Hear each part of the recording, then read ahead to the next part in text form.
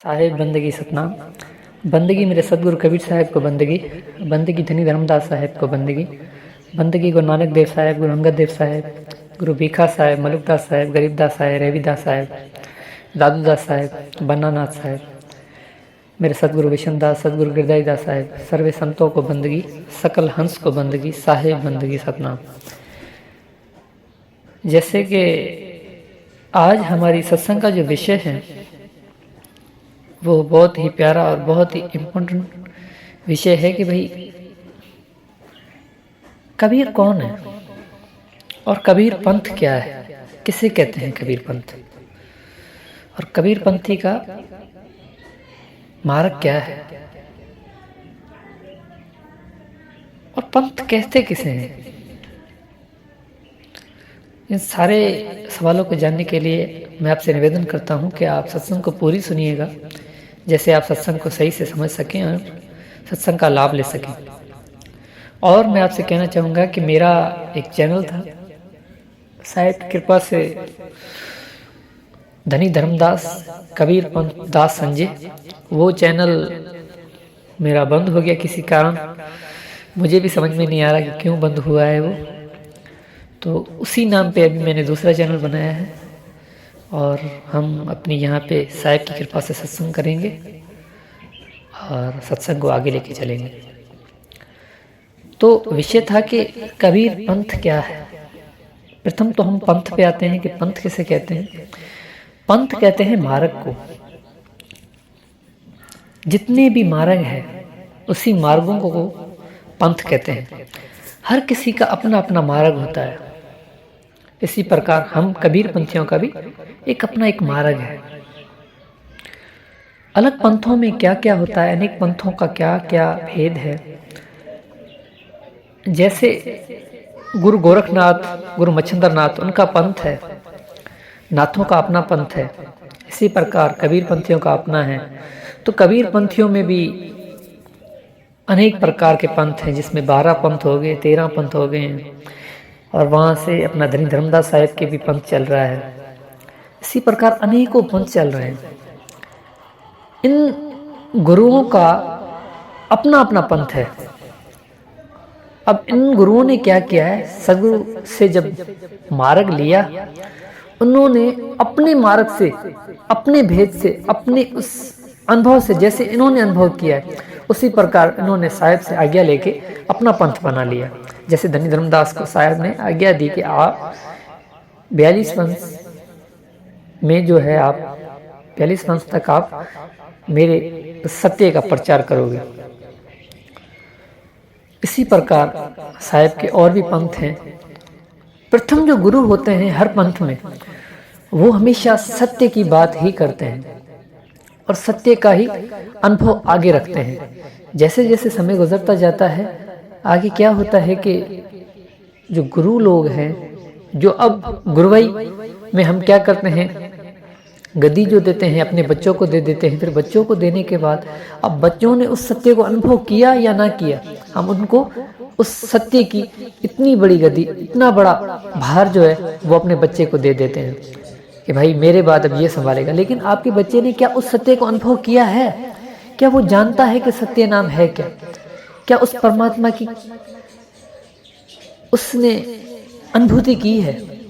बगैर अनुभूति के, बगैर उस सत्य को जाने आप कैसे उसको इतनी बड़ी गद्दी दे रहे हो, या कैसे जो है आप उसको इतनी बड़ी परंपरा के आधार पे आप बोल रहे हो कि भाई तुम जो ये सारा सिस्टम चलाओगे, और उसका अपना कोई अनुभव ही नहीं है।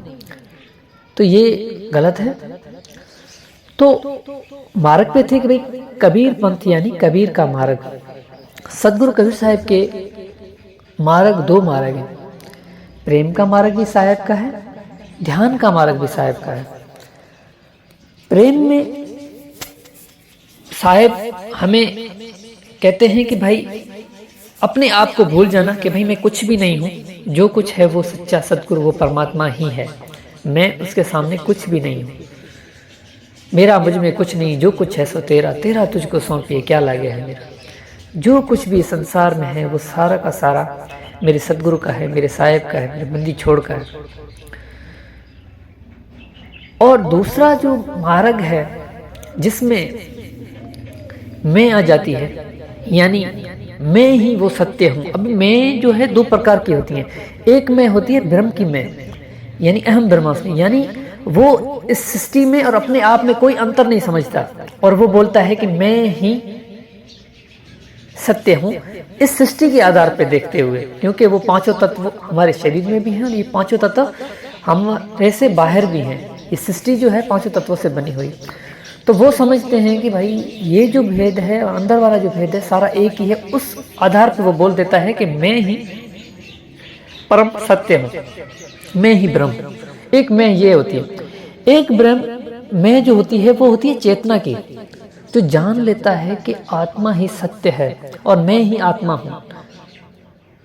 और जिसने आत्मा को जान लिया उसने उस सत्य को जान लिया। ये दूसरी मैं है। ये मैं जो है ये वो मैं नहीं है, ये अनुभवी मैं है। मैं आपसे सिर्फ इतना कहना चाहता हूं कि आप उस सत्य को अनुभव कर लें, फिर आप उसको कुछ भी बोलें उससे कोई भी फर्क नहीं पड़ता। आप उसे तू बोले या मैं बोले उससे कोई फर्क नहीं पड़ता। पहले आप अनुभव कर लें, उस सतगुरु की खोज करें, उस सत्य नाम को अनुभव करें, उस शब्द को चीनें। जब उस शब्द को प्राप्त कर लें उसके बाद आपके ऊपर है, आप उसको मैं बोले तू बोले कुछ भी बोले वो आप पे है। तो सदगुरु कबीर साहब का जो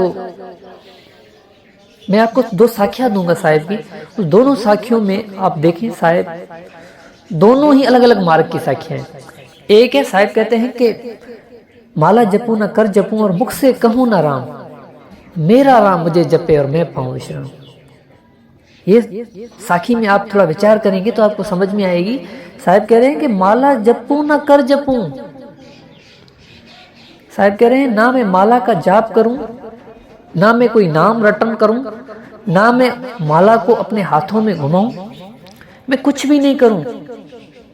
मुख से कहूं ना राम, मैं ना उस परमात्मा का नाम लूं, मेरा हाँ मुझे जपे और मैं पाऊं विश्राम। मैं उस आनंद में रहूं, मैं उस सेज समाधि में रहूं, मुझे किसी की कोई चिंता नहीं है। मैं उस परम आनंद को प्राप्त करूं और मैं अपने आप में मगन रहूं, और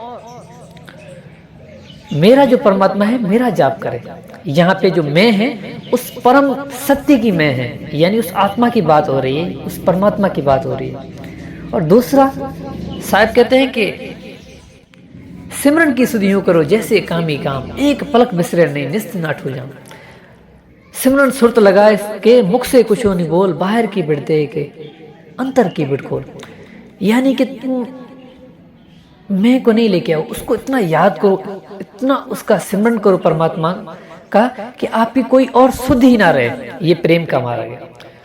जो प्रथम मैंने मार्ग बताया वो ध्यान का है, जिसमें मैं आती है लेकिन वो मैं सत्य की मैं होती है। उसी प्रकार जो दूसरा आता है वो होती है प्रेम की। तो ये हो गया हमारा मार्ग। तो भाई सत्य को अनुभव करने के अनेकों मार्ग हैं, आप उसको कैसे अनुभव कर सकते हैं। और आप विचार करें कि नाथ पंथ में गुरु गोरखनाथ को भी साहेब ने जब ज्ञान दिया, साहेब ने जब उनसे बातचीत की, ज्ञान चर्चा हुआ, तो उनका जो मार्ग था वो इंगला पिंगला और सुषुम्ना में ध्यान लगाते थे। ठीक है, ये जो नाड़ियां हैं जिससे हम सांस लेते हैं, और नाक के ऊपर दो आंखों के बीच में जो एक स्थान है सुषुम्ना, वहां पे वो ध्यान लगाते थे गुरु गोरखनाथ जी। और यही नाथों का मार्ग है। इसी में ही वो समझते हैं कि परमात्मा है, वो ज्योत को और शून्य को ही परमात्मा समझते हैं। तो तब सदगुरु कबीर साहब ने उन्हें समझाया कि गोरखनाथ आज तो तुम इनमें ध्यान लगा रहे हो, समझ रहे हो कि भाई इसमें ही वो परमात्मा है, प्राण को ही परमात्मा समझ रहे हो, ज्योति को ही परमात्मा समझ रहे हो, और सांस ले रहे हो नाक के आधार से, और आप समझ रहे हो कि पिंगला पिंगला में आप अगर इसके आधार पे आप सिमरन करें और आप समझ रहे हैं, जाप करें और आप समझ रहे हैं कि भाई मैं उस सत्य को अनुभव कर लूंगा, ऐसा बिल्कुल भी नहीं है। क्योंकि जब ये शरीर रहेगा, जब ये शरीर खत्म होगा, तब गोरख तुम कहाँ ध्यान लगाओगे? तब गुरु गोरखनाथ को बात समझ में आई कि ये साहब किस अवस्था की, किस सत्य की बात कर रहे हैं, क्योंकि हमें तो यही बताया गया था। वहां पे साहब कहते हैं कि पिंगला बिन से सुषुम्ना नाड़ी, कह कबीर सुनो जिथि गोरख, तुम कहाँ लगाओगे ताड़ी। ये गोरख, जब ये इंगला पिंगला और सुषुम्ना ढह जाएंगे, जब ये शरीर त्यागोगे, तब तुम कहाँ ध्यान लगाओगे, क्योंकि तुम तो जीव आत्मा हो। और जब जीव आत्मा इस शरीर को त्यागेगी, आज तो तुम इस शरीर में ध्यान लगा रहे हो, जब इस शरीर को त्यागोगे तब कहाँ ध्यान लगाओगे। तब उनको बात समझ में आई कि ये साहब किसकी बात कर रहे हैं। और जब उन्होंने सदगुरु कबीर साहब के उस सत्य के ज्ञान को लिया और सत्य नाम का भेद पूछा और सत्य को जानने की उनके हृदय में लगन आई, तब उन्होंने उस सत्य को चीना और सत्य की खोज की। तब उन्होंने कहा कि भाई, गोरख को गुरु मच्छिंद्र मिलिया, समुद्र की तीर, जन्म जन्म का सौंसा मिटिया, सदगुरु मिलिया कबीर। यानी कि मेरा जो गुरु है वो मच्छिंद्र नाथ साहिब हैं। उन्होंने मुझे ज्ञान दिया, लेकिन पूर्ण ज्ञान, जिससे मेरा भ्रम, सारे जो भी भ्रम थे वो सारे भ्रम टूटने वाला और तोड़ने वाला, जो मुझे परम सत्य का ज्ञान देने वाला, वो सिर्फ और सिर्फ मेरा सदगुरु, मेरा साहिब, मेरा बंदी छोड़िए। तब उनके हृदय से आवाज़ आई कि साहिब जो है वो ही सच्चे सदगुरु हैं, वो ही परम सत्य का ज्ञान देने वाले हैं।